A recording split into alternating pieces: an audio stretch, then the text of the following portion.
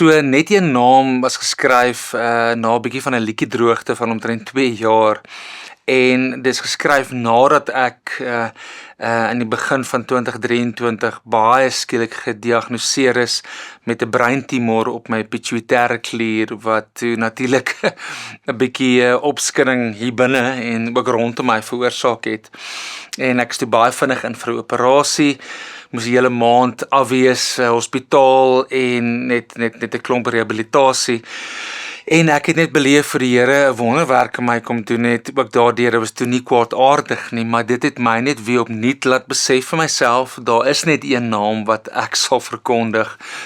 Ek het weer 'n nuwe liefde en 'n passie vir skryf en musiek ook ontwikkel en besef ek moet aanhou om dit te doen, veral natuurlik in Afrikaans. En ja, dit was 'n groot verandering, oomblik eintlik in my bedieningstyd gewees en amper half nuwe vuur in my kom inblaas. So, daar was 'n spesifieke skrifgedeelte wat ek die dag toe ek uitvind ek het 'n tumor, toe nog nie geweet presies hoe groot en wat al die implikasies is nie. Was ek vir so 3 ure in 'n bietjie van 'n ruk oomblik, ek en my vrou, maar ons het gaan sit op ons bank. Ons het gebid, ons het die Here gevra vir 'n skrif en toe het Psalm 27 opgekom. En Psalm 27 het net vir my so uitgenooi om te sê, wie sal ek vrees? Wie sal ek vrees? Al kom daar 'n skaar op my afgehardloop, al begin die oorlog ook teen my. Ek het 'n God en in sy teenwoordigheid, ongeag wat om my aangaan of binne in my lyf aangaan, kan ek steeds vrede hê in die middel van die storm en hy het vir my die God van die storm geword.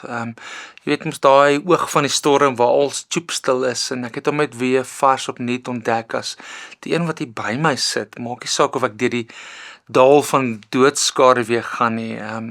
Hy's regtig God by my.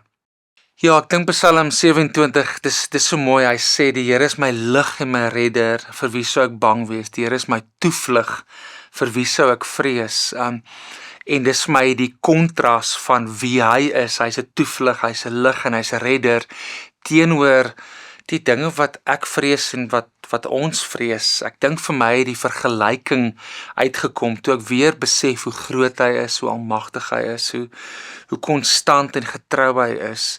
Het dit iets in my hart kom doen, ongeag wat op my toesak, wat ook al ek in die gesig moet staar. Wie hy is in vergelyking daarmee is net soveel groter, is soveel meer konstant.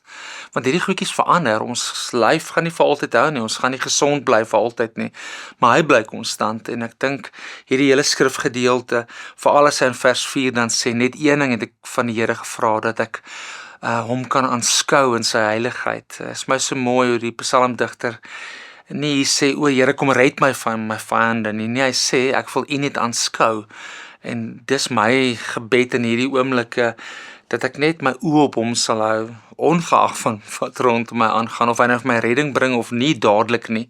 En of alles uitwerk soos ek graag bid dat dit moet uitwerk, kan ek hom nog steeds aanskou. En hierdie is net so ryk psalm vir my.